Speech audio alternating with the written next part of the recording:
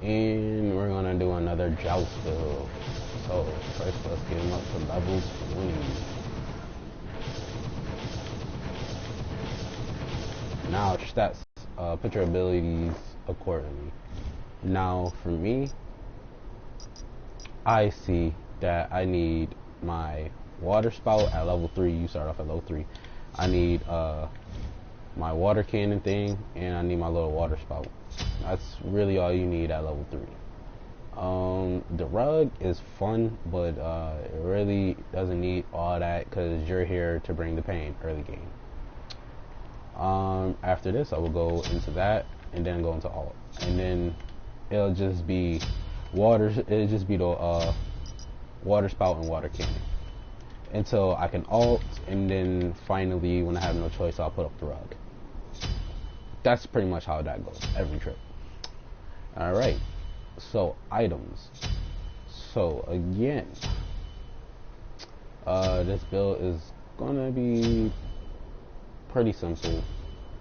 You're gonna use Sands of Time to start off, then go into your boots. Make sure you get your boots to cooldown though.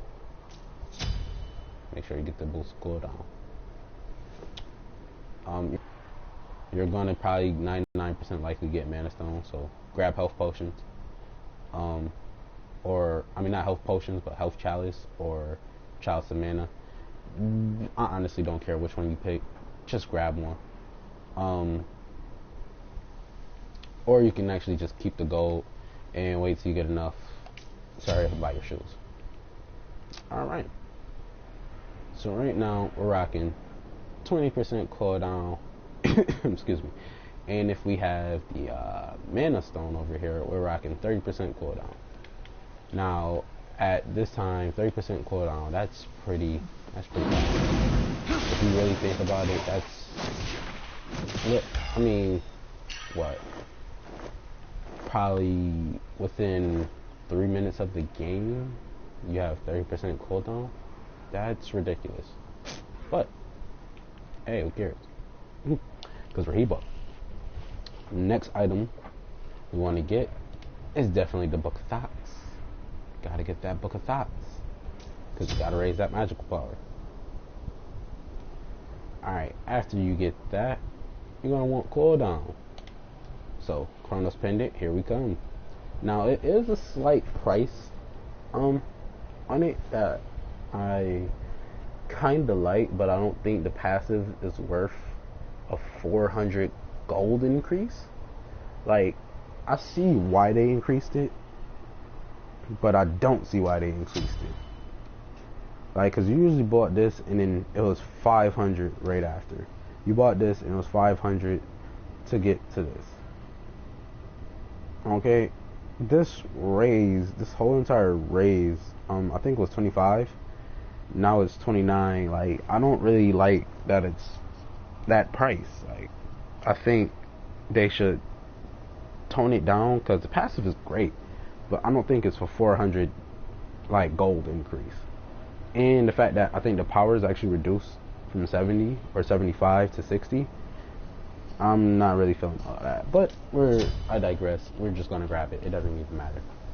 So these are the 3 items that should be grabbed first, besides your starter item. Now, this is not optional. Like, I usually give a person the option or tell them like, hey, you got the option of picking this and this and this and this. Well, one, you're going to be clearing lanes, so that's out of the question.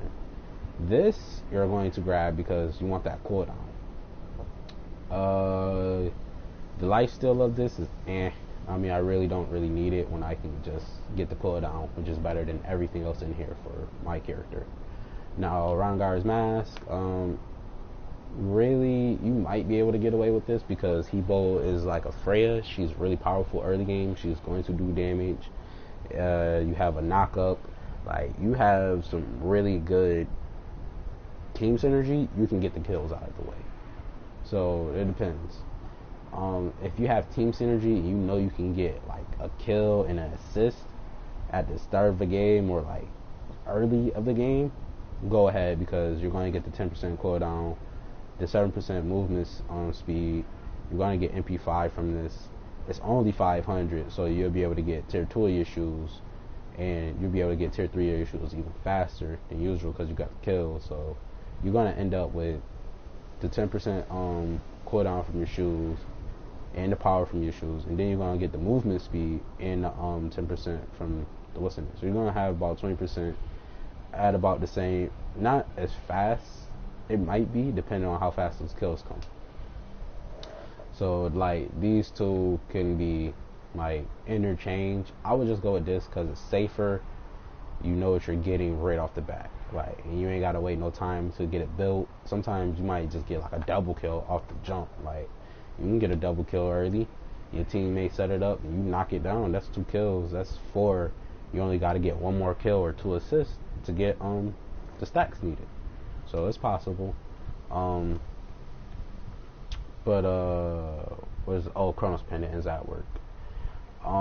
If you watch my last video, you know what I said about Chronos Pendant and how it works. Is basically every 10 seconds, Chronos Pendant subtracts 1 second from your cooldown. So basically, every 10 seconds, you get an 11 seconds shaved off of your thing. Just think about it that way. And you also get the cooldown reduction on top of all of that. So, yeah. Excuse me. So if your ult was 100 seconds, it now becomes 80 seconds. And then on top of that, you have the passive that's working. So every minute, it's shaving off a whole 60 seconds plus extra 6 seconds. So that 6 seconds is going like that. It's just a lot of help with cooldown, especially on bigger cooldowns. But we want this because we need cooldown for Hebo. So right now we're rocking full cooldown with only 4 items. And to be honest, you really don't need full cooldown. Alright, so next you gotta jump back in and buy swords. Soul Reaver is much needed on him because when you do this, that already does a lot of damage, as you can see. It's doing crazy. And this is doing about 6. And if you hit somebody with that and it's taking an additional 10% off, either one of these they get hit by is taking a lot of health. Think about it. So yeah, you gotta go back and grab that. Now, at this time, we can now get rid of our sense of shifting time. We don't really need it. Now we have 2 blank spaces. Well, one of these spaces is getting taken up with Rob to Hoodie. So it's really only 1 blank space.